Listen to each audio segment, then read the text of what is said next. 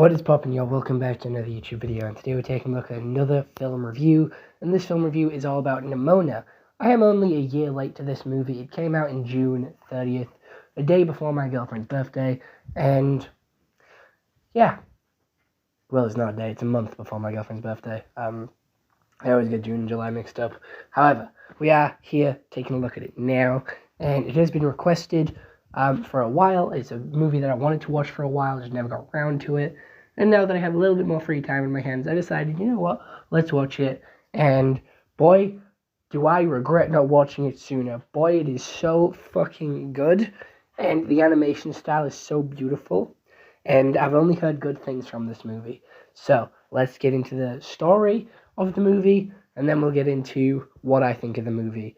But first, let me just announce I do have a sore throat, so I do apologize if this video does sound a little bit funny. But let's see what Google says. Google says, a knight is framed for a crime he didn't commit, and the only person who can help him prove his innocence is Nimona, a shape-shifting teen who might also be a monster he's sworn to kill. Ooh, mystery. So, the movie starts with a young boy, obviously the knight here, Balthazar, don't really remember his name, but the villain, and he is a commoner who isn't allowed to be a knight, but the queen lets him because he demanded it, and he trains hard, and he gives it his all, and he becomes a knight, and when he is being knighted, his sword shoots out a green laser beam, which kills the queen. He is then on the run, being framed for killing the queen. His lover, who is also a knight, and causes a lot of drama and a lot of stress for him. He runs to an abandoned castle where he meets Nimona.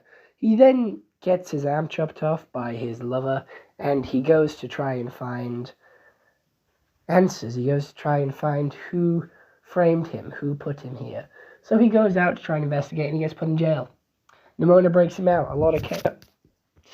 A lot of chaos, a lot of destruction happens, and they go back to the plan, and the plan is now finding the squire. The squire is then kidnapped in a car that they stole, and the demon child is Nimona.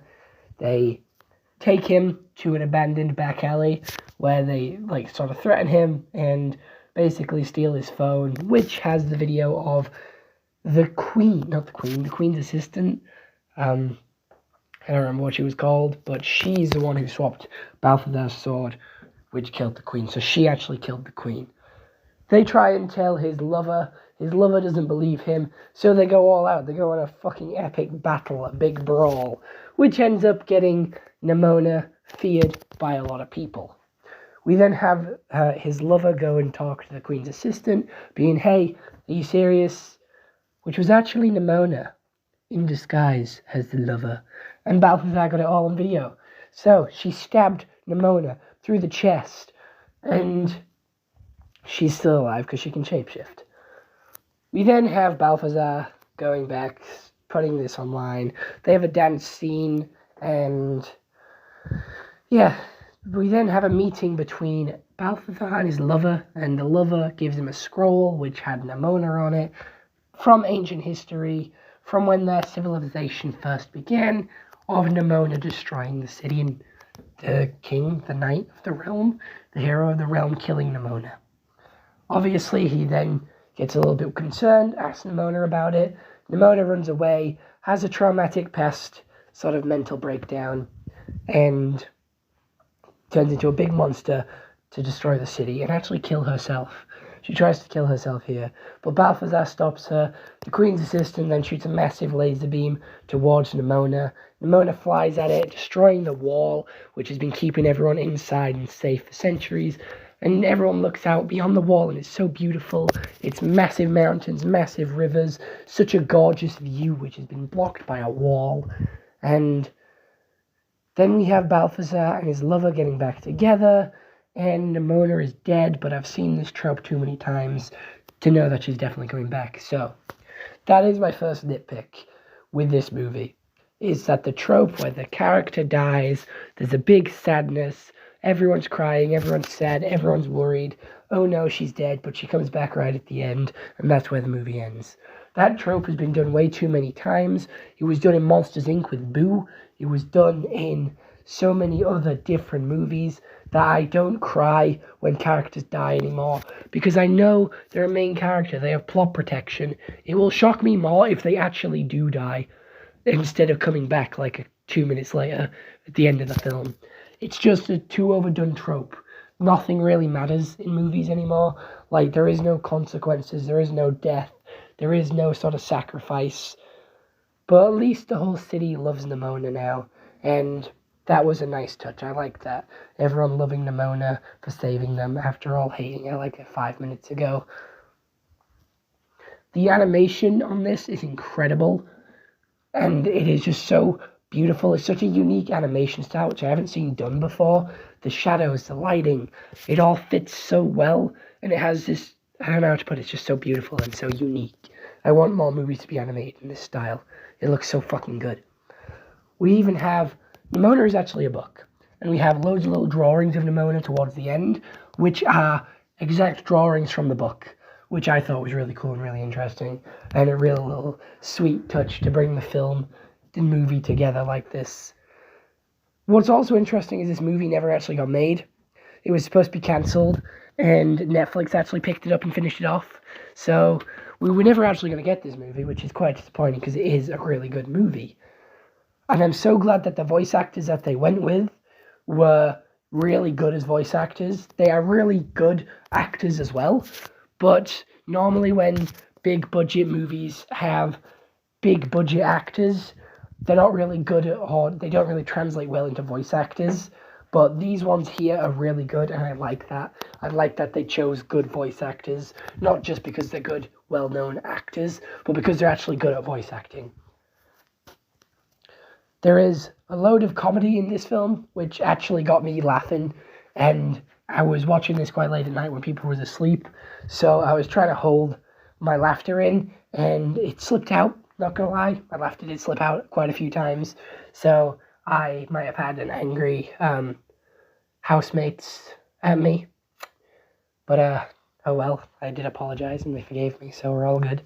And yeah, that's pretty much all I really have to say about this movie. It's like the perfect movie. I'm going to be honest, the animation style, on point. Voice actors, on point. The pacing is fucked. That is one thing I wanted to talk about. I did forget about that, I'm sorry. The pacing is a little off. I feel like we rushed a little bit towards the end just to try and get it finished. This is a 2-hour-long movie, by the way, and I feel like it was rushed towards the end. We had really good pacing throughout the rest of the film, but when we got to sort of Bal turning on Nimona, that only lasted for 3 minutes, and then he was back on Nimona's side, and then Nimona was only really angry and going kaiju, destroying the city for 3 minutes as well. So towards the end, I feel like it was a little bit rushed. We could have had a little bit more action, a little bit more stuff going on towards the end with the emotions and how sort of Balthazar sort of took being angry, because he was very against his lover, saying, hey, Nimona's not like that. But then he went home and was like, Nimona, what the fuck is this? He was very jumpy from what he believed in towards the end, and he was hopping from opinion to opinion, which, again, I think he went the wrong way about it, but again, it was to make a plot point of the movie. It was the turning point in the movie where they were just becoming friends, and he's given this extra bit of information which makes him change his mind, create the plot point. But again, he was very jumpy, and he dove straight into it like, hey, what the fuck is this? Is this you? There is so many better ways to go about that situation than just slapping the scroll down in front of her and going, hey, what the fuck is this? The world building is really cool as well. I like that they're all trapped inside this wall by choice. They all want to live inside the wall, stay inside the wall. They don't want to go outside the wall because the government's lying to them about big ass monsters living on the outside of the wall, and that's why they need big fucking turrets on the wall. Very Attack on Titan-like. And it was also really cool because it's very medieval, but they have TVs and tablets and phones and recording flying chariots and shit like that. So it's very futuristic meets old times. movie, which I do like that. That is a very good sort of movie premise, to have the future mixing with the past. And we've seen it done before with pirates, like futuristic sky pirates, all that sort of space pirate stuff.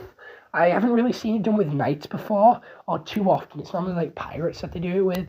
So doing it with knights is a little bit more unique and a little bit more interesting. Again, Nexo Knights have done it. These guys have done it. They're the only couple of examples I can actually think of. But again, I love her animal transformations. She was an otter and a fox for like a little bit in the film, and that got me so hyped because they're my favorite animals. I love foxes and I love otters, like top 2 favorite animals right there. So it's very exciting to see her turn into those. However, I don't think she utilized her animals as much as she could. She was a dragon, she was a rhino, she was a gorilla, an otter, an armadillo, a wolf, a fox, a horse, a whale. That was all really it. There was like 9 animals. I'm not sure if that was like a budget thing where they didn't want to try and explore too much. But, you know, there's so many different animals out there. Sticking between these 9 is a little bit of a shit. I lied. She also turned into a bird and a deer. Like 12 animals then. Still, like very minimal animals. There's so many more animals out there. It's a very Beast Boy situation with DC, where they mainly just make him like a gorilla or a tiger or an elephant. One of those 3 are like his main ones because they're like the muscle, they're useful. And I guess they just can't afford to animate too many animals, which is a big shame. But again, the pacing is a little bit bad, but the comedy makes up for it and the animation makes up for it. And the overall arching story also makes up for it. It is a very good story with a great message of don't rush into like judging people. Don't judge a book by its cover. Get all the facts before you make your own judgment, because people are just getting like the smallest bit of information and jumping straight to conclusions. So it's basically telling don't jump to conclusions, which I agree with and I like, and that's the message that I took from this film. But it's definitely an 8 out of 10. I would watch it again. So other than that, I hope you all enjoyed this YouTube video. See you all next one. Have a nice day and goodbye. Stay home and stay safe. If you do want more content from me, you can check out my YouTube channel a little bit more. Or you can go check the link in the description, which will take you to my link tree, which will give you everything else that I have to offer as a content creator. So other than that, hope you all enjoyed. See you all next one. Have a nice day and goodbye. Stay home and stay safe. Also, you can leave recommendations for movies or anime or TV shows in the comments below, because I am running out of ideas and stuff to watch, so it would be greatly appreciated. Okay, bye.